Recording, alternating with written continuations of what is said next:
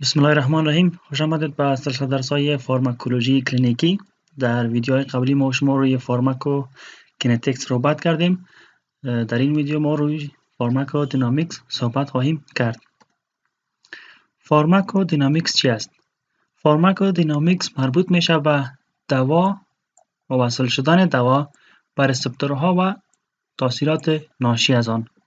یعنی به طور خلاصه ما گفته میتونیم که فارماکودینامیکس یعنی دوا و تاثیرات دوا که دوا میره به رسپتور خود وصل میشه و بعد از او تاثیراتی که ناشی از او به وجود میاد همین تاثیرات به نام فارماکودینامیکس یاد میکنن که برعکس فارماکوکینتیک است. در فارماکوکینتیکس ما گفته بودیم که what body does with a drug، بدن امرای دوا چی میکند، اما در فارماکودینامیکس ما شما میگیم که what does a drug do to the body، دوا امرای بدن چی میکند، مربوط فارماکودینامیکس میشود. اصطلاحات داریم به نام اگونیست و انتاگونیست. اگونیست چی است؟ اگونیست ما با یک دوای میگیم که وقتی به رسپتور خود وصل می شود در نتیجه یک ریسپانس به وجود بیاید، یک عکس العمل، یک افکت، یک تاثیر به وجود بیاید.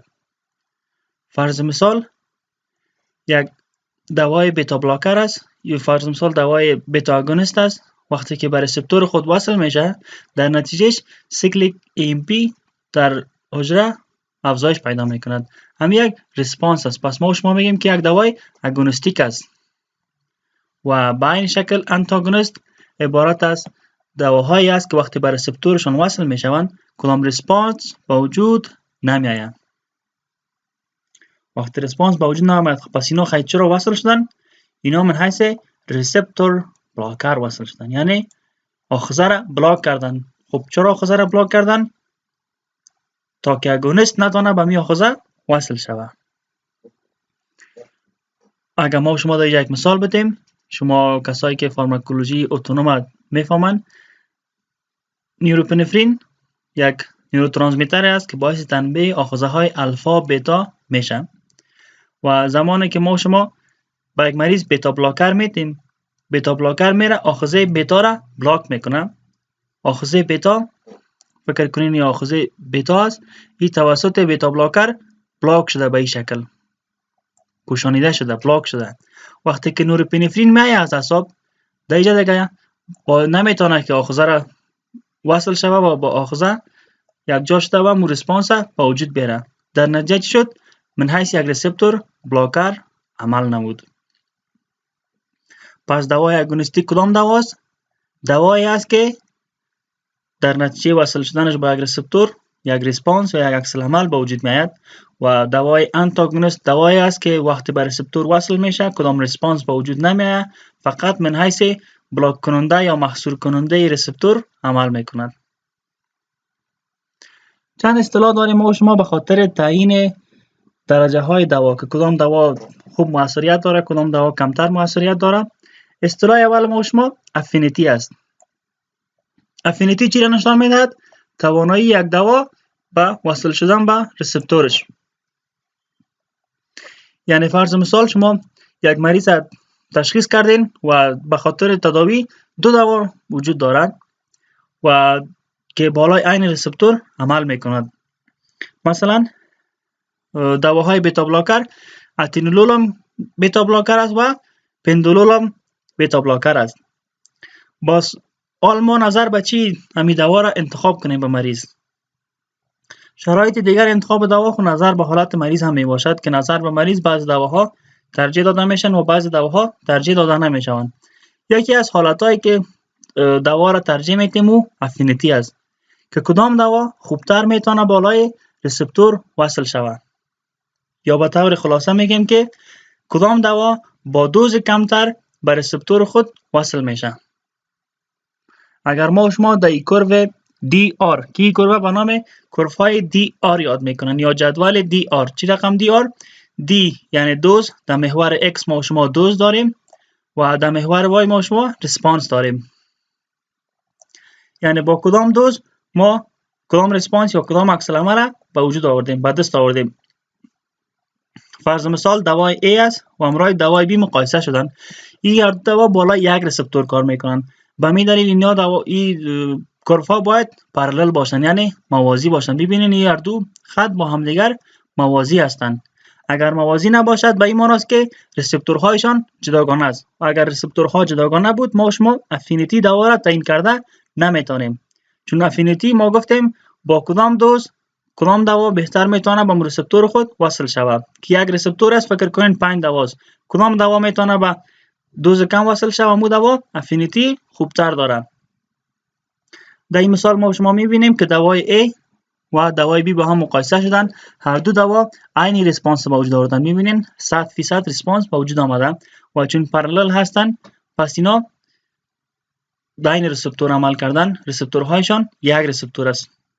و ببینین دوای A با یک دوز بسیار کم باعث شده که 100% ریسپانس به وجود بیاید و دوای B با یک دوز بیشتر. فکر کنین در 10 میلی گرم باعث شده که 100% ریسپانس به وجود بیاید و دوای B در 50 میلی گرم باعث شده که دوز کمتر، دوز بیشتر و ریسپانس 100% به دست آمده. پس حالا شما کدام دوا را انتخاب میکنین؟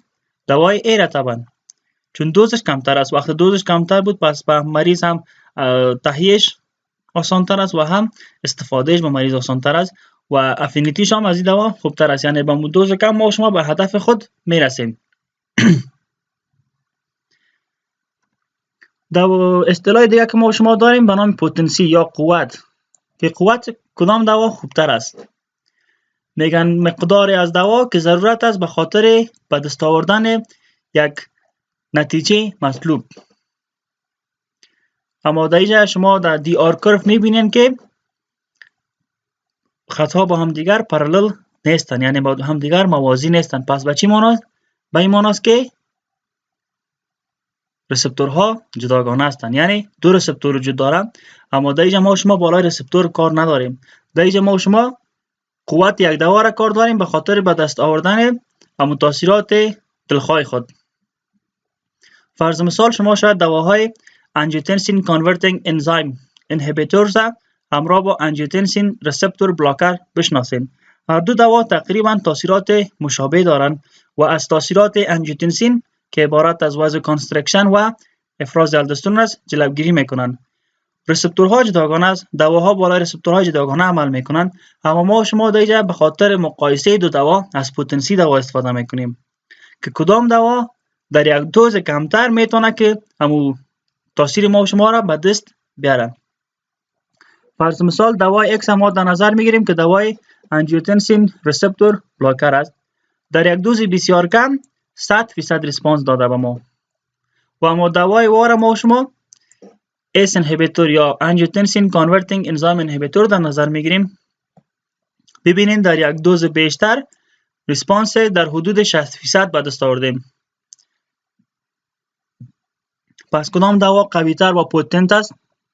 دوایی که در دوز کم ریسپانس بیشتر به دست بیاریم.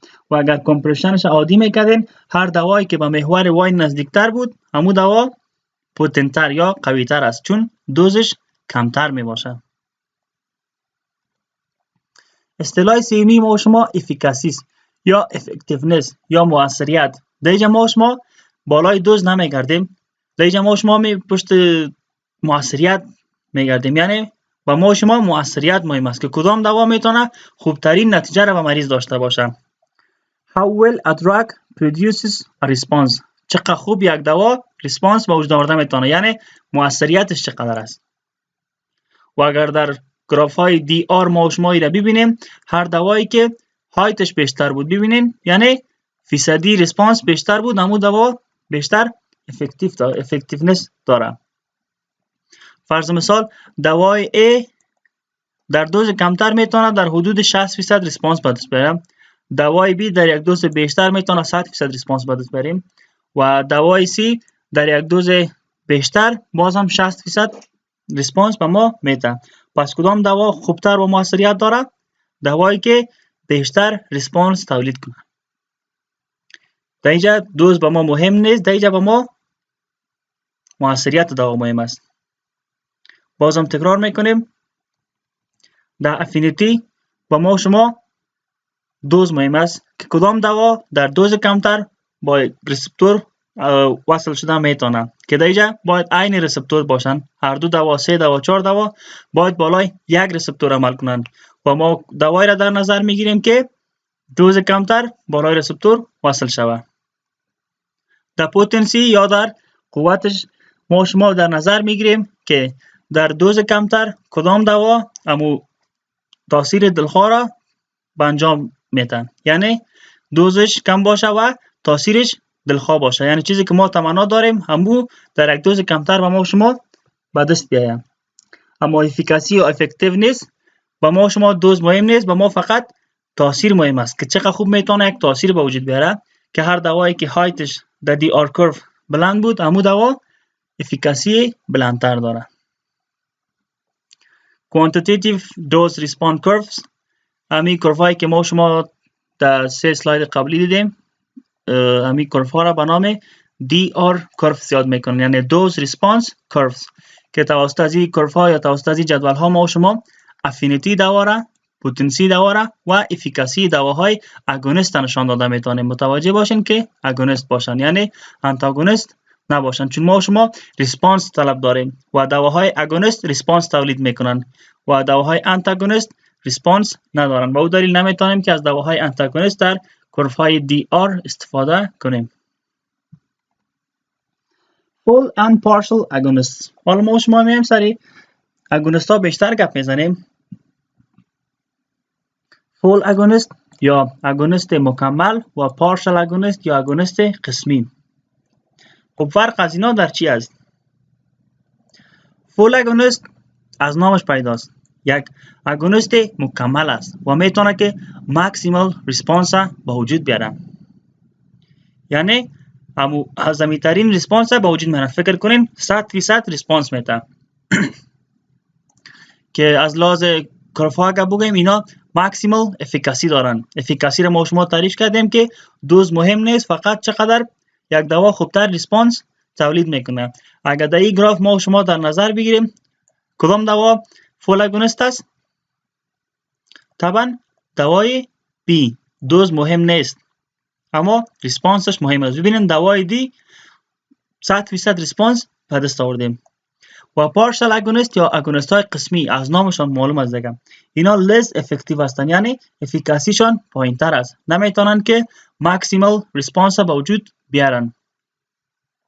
کدام دواها پارشل اگونیست است در این گراف؟ طبعا دوای A و دوای C هر دویشان پارشل اگونیست هستند. Duality of partial agonist، خاصیت دوگانه پارشل اگونیست، یعنی وقتی پارشل اگونیست همراه با یک فول اگونیست همزمان استفاده شود، پارشل اگونیست من حیث یک انتاگونیست عمل میکنه. خب چرا؟ شما در این جدول میبینین ما شما یک دوز از فول اگونیست استفاده کردیم، در اینجا باز ریسپانس داریم و دوز داریم و چون لوگ دوز گرفتیم به اون شکل گراف ما به این شکل شده. اگر ما شما یک دوز از فول اگونیست استفاده کنیم در همون دوز کس 100% ریسپانس ما شما به دست میاریم چون فول اگونیست است. با تنهایی اگر استفاده کنیم و اگر یک پارشل اگونیست تنهایی استفاده کنیم ما شما یک ریسپانس در حدود 50% به دست میاریم. اما اگر دوش یک جای استفاده کنیم فول اگونیست تاثیرش کمتر میشه و پارشل اگونیست من حیث یک ریسپتور بلاکر عمل میکنه. خب چرا؟ ببینید یک ریسپتور داریم، ببخشید دیگه من در رسامی خوب نم نیستم، باز در ماوس خوب بیخی اصلا رسامی نمیشم. فکر کنید این ریسپتور است و ما شما یک دانه فول اگونیست به وصل میشه، یک دانه هم پارشل اگونیست. خب فکر کنید پارشل اگونیست وصل شد. وقتی که پارشل اگونیست وصل شد پس ریسپتور خو مربوط پارشل اگونیست شد. فول اگونیست تاثیر انجام داده نتونست، یعنی فول اگونیست بیکار ماند. فول اگونیست نتونست که تاثیر خود انجام بده و پارشل اگونیست هم تاثیر 50% خود انجام داد. پس دیگه ما شما دیدیم که پارشل اگونیست من حیث یک بلاکر عمل کرد، اجازه نداد که فول اگونیست به ریسپتور خود وصل شود و همون ریسپانس 100% به وجود بیاره. در این گراف ببینید چون اجازه نداد که فول اگونیست وصل شود، پس فول اگونیست تاثیرش کاهش داد. در امو تاثیر مجموعی ما شما کاهش پیدا کرد چون پارشل اگونیست متوارث شد و امکان داره که فول اگونیست متوارث شود. باز فول اگونیست من حیث یک بلاکر و پارشل اگونیست عمل میکنه. اما شما باید داشته باشین وقتی که پارشل اگونیست و فول اگونیست همزمان استفاده کردیم، پارشل اگونیست من حیث یک انتاگونیست عمل میکنه، من حیث یک بلاک کننده ریسپتور عمل میکنه.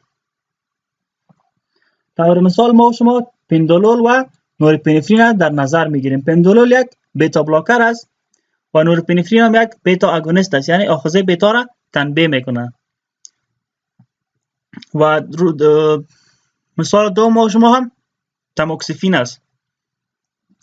دوای تاموکسیفین یک استروژن مصنوعی است، یعنی یک استروژن است که دانشمندان در لابراتوار ساختند.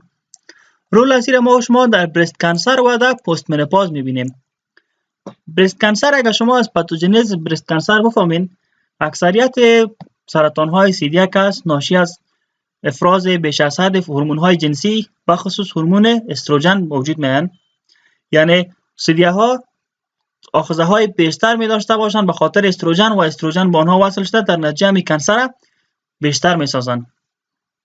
وقتی که ما شما تاموکسیفین به یک مریض تطبیق میکنیم در برست کانسر، پس شما خود گفتین که مریض از افزایش استروژن رنج میبره و ما دگام استروژن برش تطبیق کرده میریم. چرا؟ دلیلش این است که فکر کنین این آخذه استروژن است در برست. یکی استروژن می خود استروژن طبیعی که در خون بالاست به خاطر همین مشکلی که دارم، یکی او می وصل میشه و یکی هم تاموکسیفین که یک استروژن مصنوعی است و پارشل اگونیست است، یعنی اگونیست قسمی است، 100% ریسپانس تولید نمیکنه.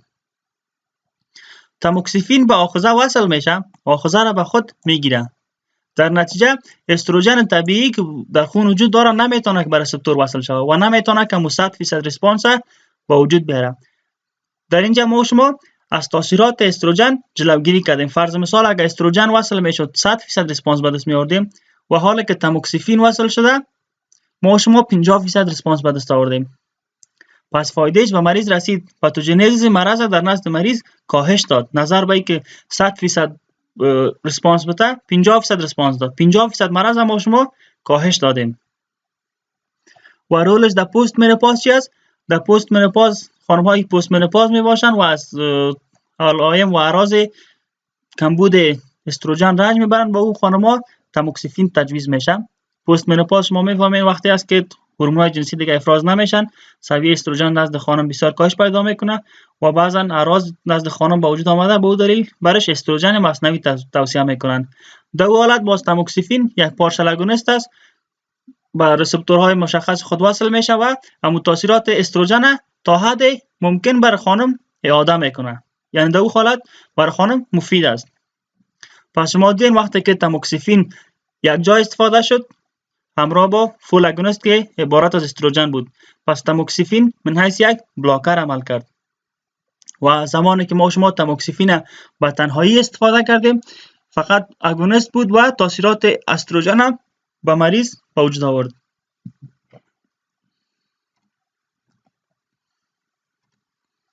انتاگونیزم و پوتنشیشن. بعضا ما شما اصطلاحات انتاگونیزم و پوتنشیشن هم میشنویم. انتاگونیزم به چی معنی است؟ انتاگونیزم ما شما گفتیم که ریسپتور بلاک میشه و پوتنشیشن یعنی قوت میبخشه که در کتاب‌های ما شما با نام سینرژیزم یاد شده. دوای کنترل است، یعنی به شکل عادی دوا با اینی دوز 100% ریسپانس به وجود آورده. اگر ما یک انتاگونیزم نان کامپتیتیو استفاده کنیم، یعنی یک انتاگونیزم استفاده کنیم که مسابقه‌ای نباشد. انتاگونیزم‌های مسابقه‌ای و نان مسابقه‌ای را شما از فیزیولوژی میفهمین. اونایی که مسابقه‌ای هستند میشه که با افزایش دوز دوا غلبه کرد روی اونها. فرض مثال 10 دانه انتاگونیزم داریم، 10 دانه اگونیست. اگر اینا کامپتیتیو باشن رقابت کنن، شما اگر مقدار اگونیست زیاد کنین طبعا بالای انتاگونیزم غلبه کرده و تاثیرات خود انجام میدن. اما اگر نان کامپتیتیو باشن، یعنی مسابقوی نباشن، فقط به رسپتور وصل شوند، بعد از رسپتور را رها نکنن. در لحاظ با شما که افزایش دوز نمیتونین تاثیرات مطلوبه به دست برین. در این حالت چون با افزایش دوز نمیشه که تاثیرات به دست بریم، افیکاسی دوا کاهش پیدا میکنه. چون ما شما گفتیم من حیث یک پارشل اگونیست عمل میکنه، من حیث یک انتاگونیسم عمل میکنه و تاثیراتی که 100% بود کاهش پیدا میکنه به 50%. چون حالا دیگه دوای ما شما تاثیر خود 100% انجام دادن نمیتونه، چون رسپتور بلاک میشه. رسپتور بلاک شد تاثیر کم میشه، رسپتور پس رها شد باز یک کم تاثیر به وجود میاد، باز رسپتور بلاک میشه تاثیر پس پایین میاد، پس افیکاسی دوا کاهش پیدا میکنه. اما اگر ما شما کامپتیتیو داشته باشیم انتاگونیسم، در این صورت ما شما با ازدیاد دوز، ببینین دوز ازدیاد دادیم، با ازدیاد دوز میتونیم که ریسپانس خود به دست بیاریم. فرض مثال 10 انتاگونیست بود، 10 دانه اگونیست. اگر شما 20 دانه اگونیست کنین، بالای 10 دانه انتاگونیست غلبه کرده و تاثیرات خود به شکل متبارز انجام میتن. در این حالت باز پتانسی دوا کم میشه. پتانسی چی بود؟ در دوز کم ریسپانس بیشتر. حال دوز بیشتر شد، به این دلیل پتانسی دوا کمتر میشه، از محور وای دور شد. به این دلیل پتانسی دوا کاهش پیدا میکنه. و اگر دوا پتانسیت شوه یعنی دوا قوی شوه، همراه یک فاکتور دیگه جای شوه یا فاکتور سینرژیزم که ما شما در کتاب‌های پانتون خواندیم یک جای شوه، در این حالت پتانسی دوا بیشتر میشه. چرا؟ چون دوا در یک دوز کمتر میتونه ریسپانس خود به وجود بیاره. ببینین دوز کم شد، ما شما به طرف محور وای نزدیک شدیم، دوز کم شد، با دوز کم 100% ریسپانس به دست آوردیم، پس پتانسی دوا افزایش پیدا کرد. مثال از این در این جدول به شما نشان میدیم. فرض مثال دوای کنترل داریم. دوای کنترل ما شما گاماست، گاما امینو بیوتاریک اسید که یکی از نیوروترانسمیترهای ناحیه کننده سیستم عصبی است. زمانی که یک مریض دپرشن می داشته باشه، در او سیاوی گابا کاهش پیدا میکنه. باز ما شما به مریض بنزودیازپین ها میدیم. مکانیزم تاثیر از اینا چی است؟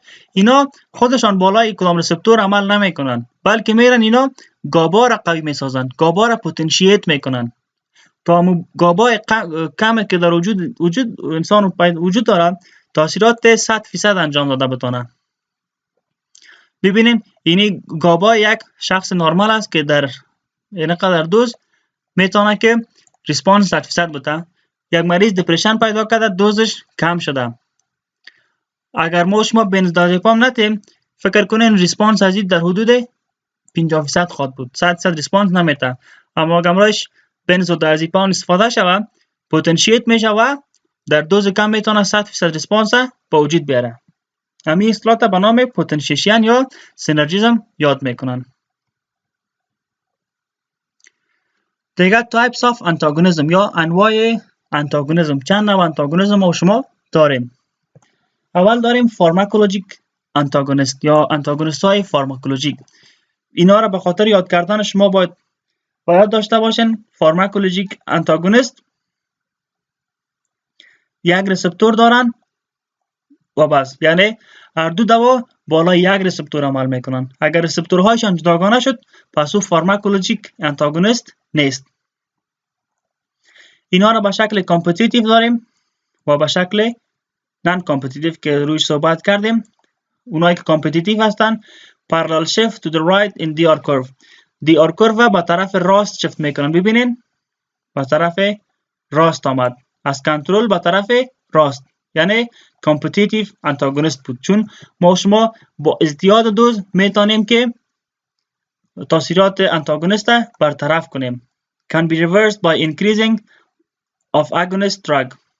دوز دوای اگونیست اگر بیشتر کنیم میشه تاثیراتش برطرف کنیم. decrease potency of agonist. پتانسی دوا را کاهش میده. چرا؟ چون پتانسی ما شما تعریف کردیم که در چقدر دوز کم یک دوا ریسپانس خوبتر میده و حالا دوز ما شما زیاد کردیم، به این دلیل پتانسی دوا ما شما کاهش پیدا کرد. non competitive antagonist اینا partially reversed by increasing dose of agonist. یک کمه که با افزایش دوز میشه که تاثیراتش برطرف کنیم، اما 100% برطرف کرده نمیتونیم. ببینیم به طور مثال دوز کم بیشتر شده نظر به حالت نرمال، اما باز هم تاثیرش برطرف نساخته. decrease efficacy of the agonist، افیکاسی دوا را کاهش میده، چون افیکاسی ما گفتیم که چقدر ریسپانس تولید میشه. اگونست خودش 100% ریسپانس تولید میکرد، وقتی که یک انتاگونست آمد بلاک کرد نمیتونه که 100% ریسپانس تولید کنه و اینا به طور معمولا irreversible inhibitor هستند، یعنی به شکل غیر قابل برگشت نهی میکنند یک ریسپتور. فرض مثال ما شما پی پی آی در اسلایت های قبلی هم گفتیم و اسپرین هم که اسپرین انزایم سایکلو اکسیژناز به شکل irreversible نهی میکنه و دوای پی پی آی انزایم های پروتون پمپ به شکل غیر قابل برگشت نهی میکنه. در نتیجه افیکاسی دوا، افیکاسی مؤاخذه بسیار پایین میآید. انتاگونیسم دوم شما فیزیولوژیک است، یعنی انتاگونیسم هایی که فیزیولوژیک هستند. اینا دیفرنت ریسپتورز هستند، یعنی ریسپتورهای هر دو دوا جداگانه است اما تاثیرات نهاییشان ضد یکدیگر است. و می دلیل ما شما اینا انتاگونیسم میگیم، چون دو دوای اگونیست است. ببینید دواها اگونیست است، باید داشته باشین دواها اگونیست است اما تاثیرات نهاییشان تاثیرات یکدیگر انتاگونایز میکنه، یعنی تاثیرات نهاییشان ضد یکدیگر است. فرض مثال یک دواست وازو کانستریکتور و یک دوا وازو دایلیتور.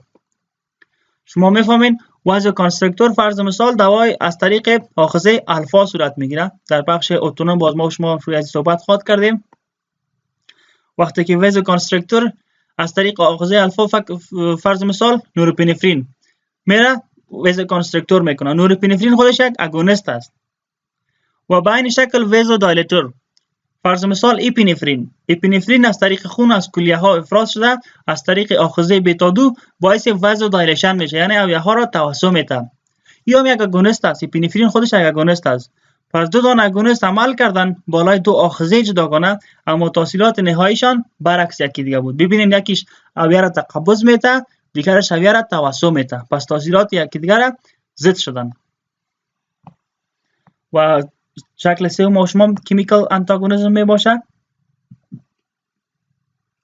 که در اینا هیچ ریسپتور مد نظر گرفته نمیشه، یعنی ریسپتور وجود نداره، فقط اینا مستقیما میرن با دوا یا مولکول یک جای میشه او را نهی میکنه. Formation of a complex between effector drug and another compound. فرض مثال پروتامین یک دواست که همراه هپارین یک جای میشه و تاثیراتش نهی میکنه. هپارین یک آنتیکواگولانت است، با مریض میتین وقتی که اووردوز شده باشه با ضدش پروتامین میتین. پروتامین میره همراه هپارین یک جای میشه و از تاثیرات هپارین جلوگیری میکنه. بالای ریسپتور کدام تاثیر نداره، مستقیما بالای خود دوا تاثیر داره. پتانسیشن در بیشتر گفتیم که وقتی که یک دوا تاثیر یک دوای دیگر را بیشتر بسازه میره به نام پتانسیشن یا سینرژیزم یاد میکنن. کوانتال یا پاپولیشن دیار کورف داریم. این بیشتر به خاطر تحقیقات استفاده میشه، یعنی وقتی که دانشمندان یک دوای جدید را میسازن شما از تای مراحلش میفهمین که اول دوا باید بالای یک حیوانات محاسبه شه، بعد از بالای یک سلسله انسان هایی که متقاضی باشن، یعنی سالم باشن اما بازم متقاضی باشن که بالاشون تطبیق شوه، بعد از او بالای مریضا میشه که دوا را تطبیق کنیم. توسط از این گراف ها ما شما تاثیرات که یک دوا به وجود میاره در یک پاپولیشن یا در یک نفوس محاسبه میکنیم و بیشتر از میدیان افکتیو دوز استفاده میکنیم و افکتیو دوز ما شما در 50% نشان میده. یعنی میدیان افکتیو دوز چی است؟ یک دوز موثری است که در 50% پاپولیشن که تحقیق شده بود این موثر بود، که این گراف ها به این شکل نشان داده میشن که شما توسط از این گراف ها مثلا فرض مثال این میلی گرم فی کیلوگرم وزن بدن یعنی دوزشان است و این هم ریسپانس است. فرض مثال 1 میلی گرم فی کیلوگرم وزن بدن که به مردم دوز دادن الا 4 میلی گرم، این یک تروپایدیک دوز است. 4 میلی گرم 100% ریسپانس تولید کرده، 1 میلی گرم در حدود 10% ریسپانس تولید کرده. پس ما شما نمیتونیم که از سر تا آخر کلش بگیریم، یک دوز متوسط تعیین میکنیم که نصفش است. یعنی دوز دوا را بعد از تحقیقات دانشمندان 2 میلی گرم فی کیلوگرم وزن بدن تجویز کردن یا ساختن و توکسیک هم به این شکل توسط می گرافا به دست آورده میشه که توکسیک هم در اینجا فکر کنین تا 14-15 توکسیک بوده. از یک اگر میدیان بگیریم 10 توکسیک است. پس دوز دوا چند است؟ میدیان افکتیو دوزش 2 است و توکسیک دوزش 10. این به ما نشان میده که اگر از 2 کمتر داده شود امکان داره تاثیر نکنه و اگر از 10 میلی گرم فی کیلوگرم وزن بدن بیشتر دوا توصیه شود امکان داره که توکسیک شود، چون تحقیقات ثابت کرده که نزد کسا توکسیک شده. تی آی چی است؟ تی آی تراپیوتیک اندکس یا همون شاخص تداوی است که شما توکسیک دوز در 50% تقسیم افکتیو دوز در 50% میکنین، یعنی 10 تقسیم 5 میکنین، تراپیوتیک اندکس ما شما 5 خواهد بود. یا هم لیتل دوز یا دوز کشنده تقسیم افکتیو دوز که توکسیک دوز بعضا لیتل دوز هم میگن، یعنی دوز کشنده. پس تراپیوتیک اندکس از چی به دست میآید؟ از تقسیم نمودن دوز توکسیک در 50% بالای تراپیوتیک دوز یا افکتیو دوز در 50% مردم. و توکسیک دوز ما شما در توکسیک اندکس یا توکسیک دوز در یک سلسله دواها باید مد نظر داشته باشیم. چرا؟ چون توکسیک اندکس بعضی دواها 2 یا کمتر از 2 است، یعنی تیوفیلین، دجاکسین، وارفرین و لیتیم از جمله دواهایی است که توکسیسیتیشان بسیار کوچک است. هر چقدر که توکسیسیتی اندکس ما شما کوچکتر باشه به همون اندازه دوای ما شما خطرناکتر است. طور مثال توکسیک اندکس دجاکسین 2 است، یعنی اگر دوز نرمال دجاکسین 100 میلی گرم باشه و شما دو چندش بتین 200 میلی گرم بتین امکان داره به مریض توکسیک شود. و اگر توکسیک اندکس یک دوا 10 باشه، یعنی شما 100 میلی گرم نرمال باشه، شما الی 1000 میلی گرم میتونن که به مریض دوا بتین. پس همون توکسیسیتی و چانس توکسیسیتیش در مریض بسیار کم است. پس هر چقدر که توکسیک اندکس کوچکتر باشه به همون اندازه خطر بیشتر است. و در کتاب‌های ما شما گفتن که نیوروتراپیوتیک اندکس یا همون شاخص تداویش بسیار نزدیک است با هم دیگر. امکان داره که با اندک افزایش دوز شما از حالت افکتیو به حالت توکسیک برین. پس در تطبیق دواها باز محتاط باشین. ویدیوی ما شما در همینجا به پایان میرسه.